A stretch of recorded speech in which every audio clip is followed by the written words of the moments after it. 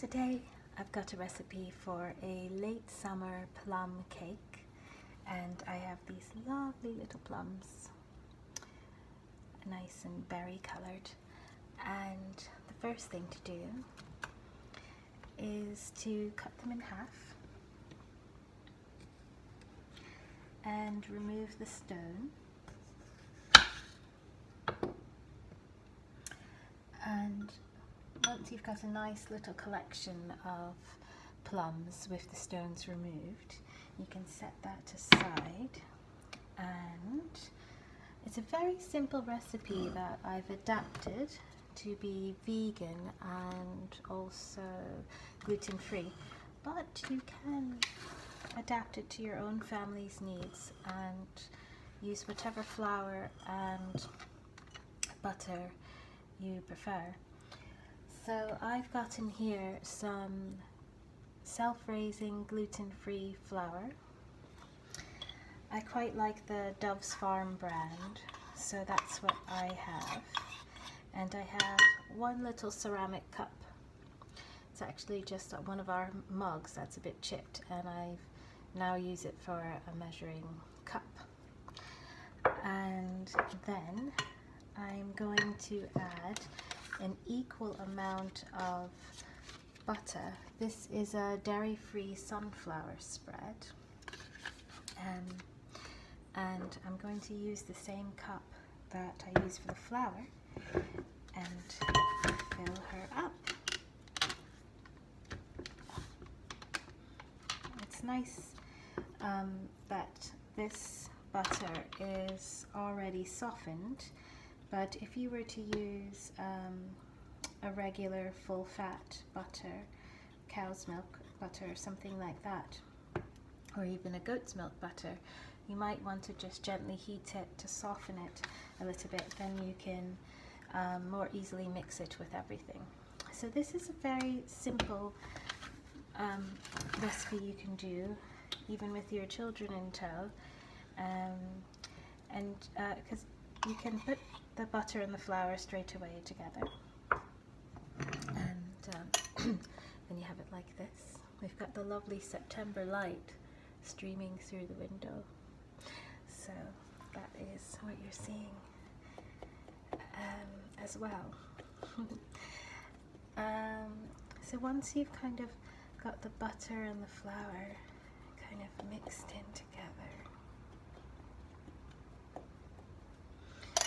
we want to get some cinnamon, and this is a teaspoon of cinnamon. Put that in. And you want to get some baking powder, which is also a teaspoon of baking powder. Pop that in. And then you want to grate a little bit of nutmeg. You can use already ground nutmeg, but I've got my little grater, which is really fun for the little ones to use as well. And it grates it really well, and also it releases a gorgeous smell when you're cooking to grate the nutmeg like this. So yeah, you just want to grate until you feel you have enough. I quite like to do it until I have about a quarter of a teaspoon, but you can have more or less to your taste. And then I've got some cardamom here, and I'm going to just pummel it down in the mortar and pestle to release the seeds. So we've got the little cardamom seeds there. Take some out. And once I've got that, I'll just grind it down a bit.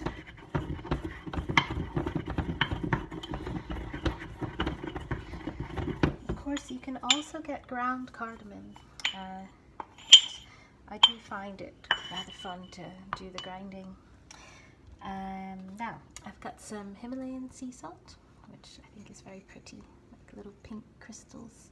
I'm going to ground some of that, just a pinch. a nice big pinch is usually about 1/8 of a teaspoon. And I'll just add that in. And now I'm going to give this all a stir and get it into a very nice, lovely consistency.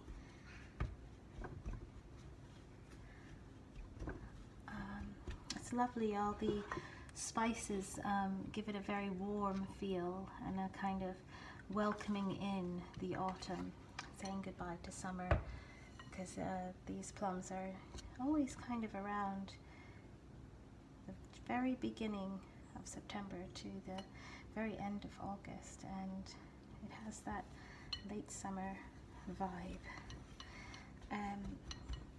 So I've got this all nicely mixed, and now I'm going to add half a teaspoon of vanilla, and I'm just using Madagascan vanilla extract, but you can just use what you have.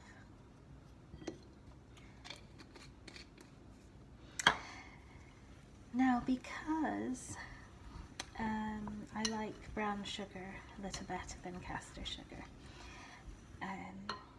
I'm going to use that. This lovely light brown sugar, which is a gorgeous sand to add, and it adds lovely flavor. I had already measured it out to be 1/2 of a cup. So I'll just add that in.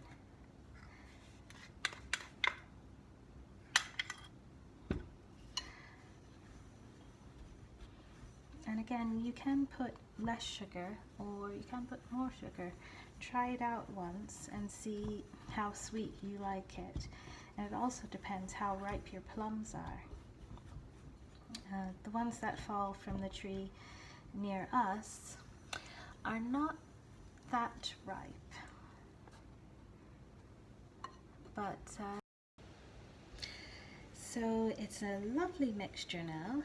And now, instead of egg, because I'm doing this vegan, I'm going to use some plain coconut yogurt, and I'm going to put in 2 teaspoons or 1 tablespoon. And then I'm going to stir that in.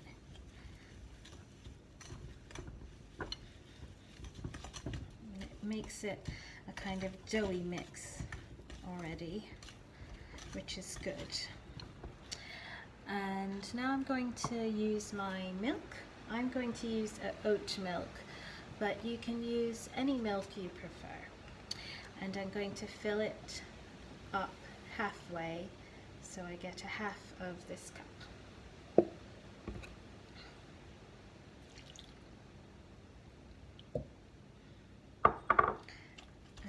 Now I'm going to give it a stir, and it's now a very, very gooey mixture. Getting a lot of September light right now, which is lovely.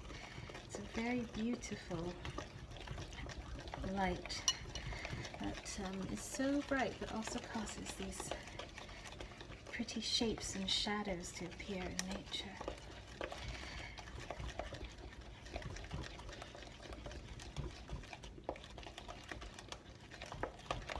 So I've added all my ingredients, and you can see that it's now gone from a doughy mixture that I had into a very nice cake mixture.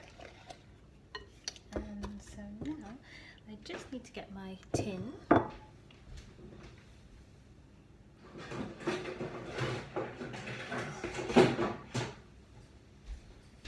I'm going to use this tin because it's a good size.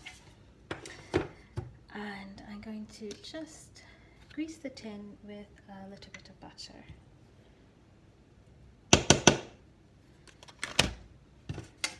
I just use my hands to do this because I find it comes out more even. You can also grease your tin with a bit of oil, like olive oil or rapeseed oil, sunflower oil, those all work fine too. Just because the butter was handy, I just used that, and it works. So now it's all greased, and now I'm going to add my cake mix into the tin.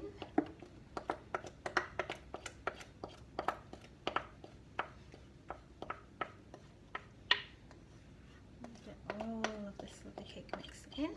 I really can't wait to have this plum cake. It makes it more exciting when you go and find the plums on the tree and look for the ones that are about to fall, or even the ones that have fallen already, and just put them in a basket, bring them home, and then you can make something delicious. So I've got all of the cake mix in, and now I'm going to take my plums that I've halved, and I'm just going to place them around the cake mix.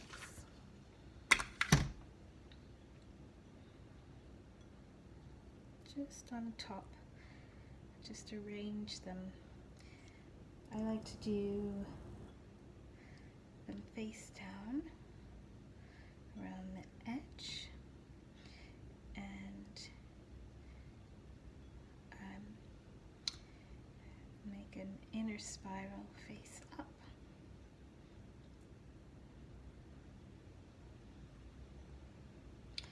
And I think that these plums are actually a bit sweeter and juicier than I imagined. So this is all ready to go in the oven, and I put the oven on at 200 Celsius, and so it's also ready. And I'm going to pop it in, and I'm going to leave it in there for 35 minutes, and then it should be ready.